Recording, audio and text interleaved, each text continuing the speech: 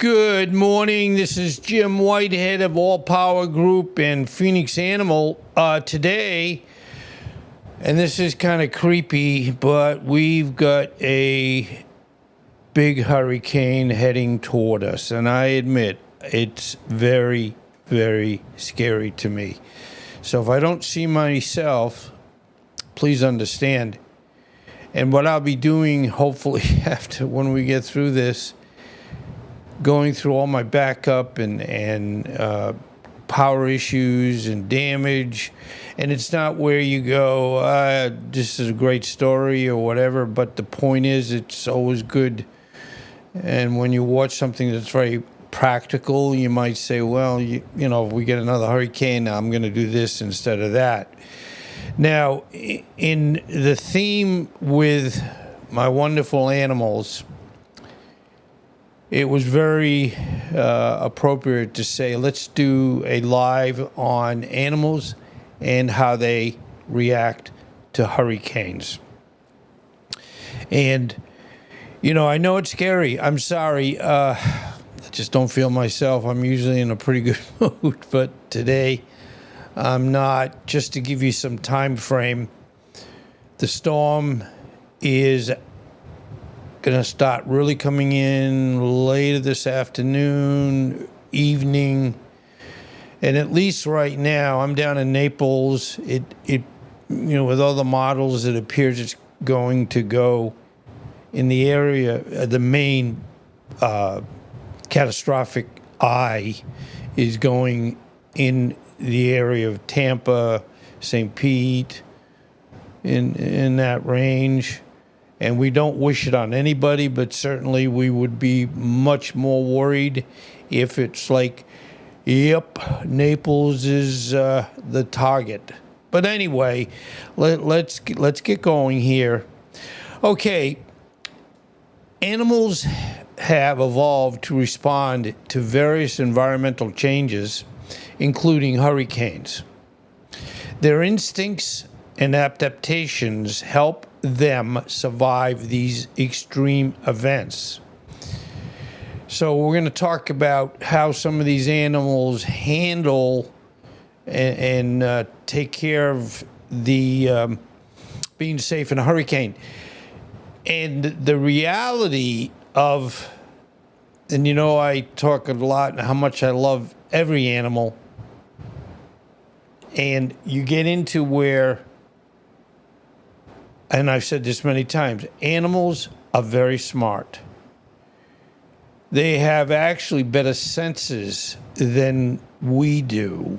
And that's not, you know, beating anybody up, but it's the fact that they're outside in all the environmental issues, and they know when something's going to happen. They know a fire. They certainly know flooding and, you know, very, very high winds. And that's what a hurricane is. So anyway, the seek shelter is the first discussion. Many animals instinctively seek shelter during hurricanes. This can involve burrowing. Animals like squirrels and rabbits and turtles often burrow underground to protect themselves from strong winds, rain, and storm surge. Now, you know, and I'm going to interlace a little bit of where we talk about hurricane issues, and, you know, they say hide from the wind and run from the water. And unfortunately, they're forecasting some very, very high storm surge all up the West Coast and even on the East Coast of Florida. You know, and unfortunately, storm surge and people in homes that are near the water, it's certainly been from the last 4 or 5 years, the recognition that it's beautiful to be living by the ocean or the Gulf, but you can't take that chance. And just one little aside, when we were leaving Davie, and the recognition was, okay, we're looking for a home somewhere on this west coast of Florida. And every time we saw something we liked, the first thing we would do is we would do a little site measurement of how close or how far we were from the main, in this case, the Gulf. And of course, if we were going over to the East Coast, the Atlantic, because it's beautiful until you have a storm, and we're having storms. So it isn't, well, we won't have another one. No, unfortunately, the scary part is they're going to get worse, and that's exactly what's happening. This storm went below 900 millibars in the sense of pressure, which is unusual. The last one that went below 900 was Hurricane Wilma back in 2005. I became a generator company after that because we lost power, and it's like, wow, generators might make sense for me to do as a business. So I've been doing that ever since. And the biggest thing is I shouldn't be that afraid because, yes, we have an EcoFlow backup system, and we have a means to charge it when it gets low on battery power. As it sits without doing any backup or replenishment of the power, we have about 10 to 12 hours of battery backup. And then I would have to, when it get close to, let's say 20%, I would have to, in essence, with a small generator, charge the batteries. So anyway, they're good at, the storm surge and knowing better than we do what's happening. Now, birds, monkeys, and other arboreal creatures may climb higher into trees or structures to avoid flooding and debris. Some animals actually hide, such as snakes and lizards. They may hide in crevices or under rocks to stay safe. And again, the whole thing is they really know and they can sense everything. I mean, thank goodness we have such wonderful, and I'm going to tout out CNN and the Weather Channel, where they really are good at forecasting these storms. Now, admittedly, the tough thing that they've had for the good, a few, maybe 3-4 years, they're very good at putting together the track and watching that very accurately. They also are very good at, and with this Hurricane Milton, it was some little blobby something over near the Yucatan, and they're like, well, I'm afraid to say, but this is basically gonna head, it's gonna turn into something, and they're right. They're very good at analyzing and predicting the track, and that's all. Thank goodness for the computer models that every year they get better. The only thing they have trouble with at this point in time is forecasting how strong the storm is going to be. That's the tough part, because our water is so much warmer than it generally is, as we've had some climate change, and I know if anybody says, there's no such thing, but that's not true. We have had hotter summers since 2014, and we have these hurricanes. Now somebody says, well, the hurricane in 1908. Well, okay, we know there's aberrations, we know there's storms that are bad, but when you see what's happening they're getting worse. And let's not argue about that. Let's just try to plan for it. Okay, animals that live near coastlines or low-lying areas may instinctively move to higher ground to avoid flooding. Now, yeah, there's a kind of a flooding example. And talking about Helene for a minute, that was 2 weeks ago, a lot of storm surge and a lot of damage. And unfortunately, about 200 and let's round off to 240 deaths. That's terrible. That's scary. That's sad. That's sad. But, and you know what happened, unfortunately, in North Carolina, further up in North Carolina. They've never had a storm like this go so far into their area. So the building codes and et cetera, aren't what they are, thank goodness, down here in South Florida. The building we live in, the home we live in, is concrete block, CBS construction. We have a metal roof, which is great. And we have hurricane accordions.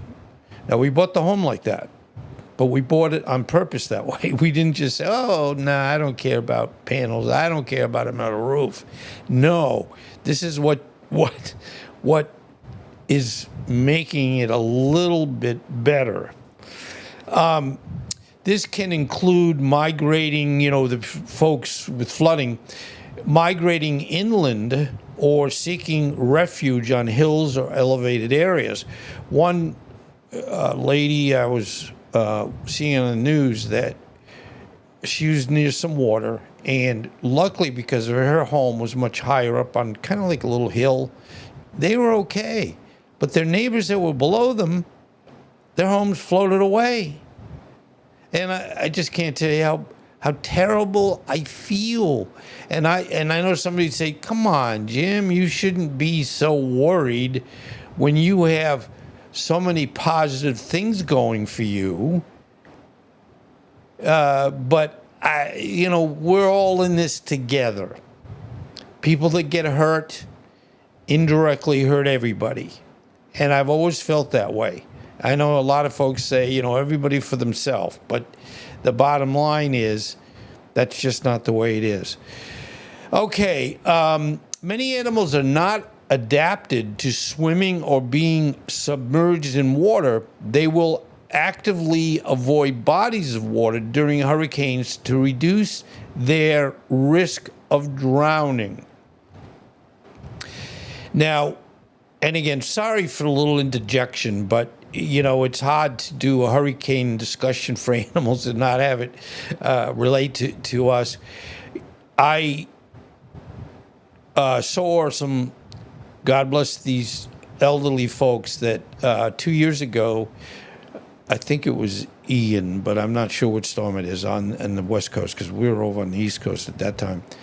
They decided to stay on Sanibel Island, or not leave their home. And you've got Sanibel, and then you've got even a little worse, a little lower, Captiva next to it. They stayed through that storm. They also stayed through Helene. Now, I don't know what happened to them. I just prayed that I hope that they survived. But bottom line, if they stayed and they were okay, they should not be staying for this one, because it's coming directly in more than what Helene was doing. So in other words, it's going to be, worse. So anyway, these animals say, hey, I'm not going to drown, so I'm going to just do what I have to do. Some animals, such as birds and fish, may form large groups to increase their chances of survival. Again, they're smart. Now, fish, they're in the ocean. Well, you know what I mean. And they still know something's not right. God bless them. Anyway, they want to increase their chances of survival. This can provide safety in numbers. You've heard that before. And help them find food and shelter more easily. Hey, let's work together, right? You know I don't talk about politics because, well, it's kind of, that's all people talk about. And, I'm looking so forward to this being over with when we get with the election, because we're a good country, we're good people, and we need to work together. That's it. There's no other excuses. It's not Republicans. It's not Democrats. It's not independents. It's not women. It's not men. It's working together for a perfect union. And most people, I have forgotten that big time. Okay, some animals alter their behavior before and during a hurricane. This can include increased activity, aggression, I'm not sure why, or unusual sounds. These behaviors may be indicative of stress or sense of impending danger. Yeah, I think they're on top of it. That specific animal behaviors during hurricanes may vary depending on the species, their natural habitat, and the severity of the storm. Now, the very interesting thing, how are they going to know the severity of the storm? But they do. And some of it is related to the barometric pressure dropping. And just as another little aside, when I was a kid, I mean, thank God I still have my brain here that works well most of the time. I remember a lot of things in my childhood, and what we had, I'm 75, but we had on the wall a barometer. And it would have a needle that, in essence, is on a device that would move in accordance to pressure. And what we would do, we'd say, okay, let's see what's going to happen. And I'm talking in general. Or we'd tap it just to make sure it's where it's supposed to be or wants to be. And then we had another little dial that we would put it right there so that we could later on, let's say 2 hours, go back to it and we could say, well, the pressure's dropped, the pressure has not dropped. And unfortunately with hurricanes, as they get stronger, the barometric pressure drops big time. And that's exactly what's happening. So anyway, the innate instincts of our animals' adaptations often help them survive these extreme events.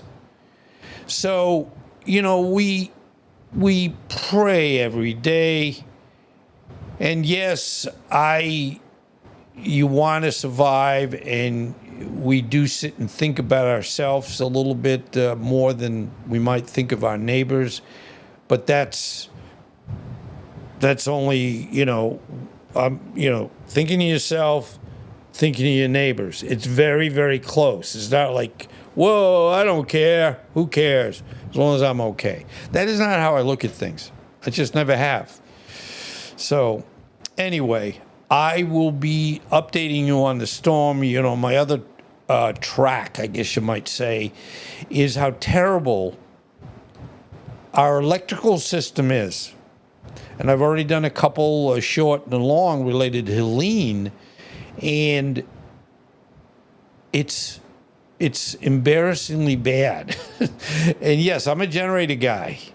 And people say, well, Jim, if we didn't have bad electrical up on poles, people would need generators. Well, you're right. But I also feel that what's fair is fair. And our electricity has never been like free, and sometimes it's very expensive. And that money goes somewhere, but I'm going to tell you, it does not generally go toward infrastructure. let's bury the, and I know that somebody says, oh, come on, Jim, it's astronomically expensive. Well, when you add up all the damage we keep having, and the fact that, and I've said this before, the utilities, when they're before storms, whatever they do is on their dollar, if you know what I mean.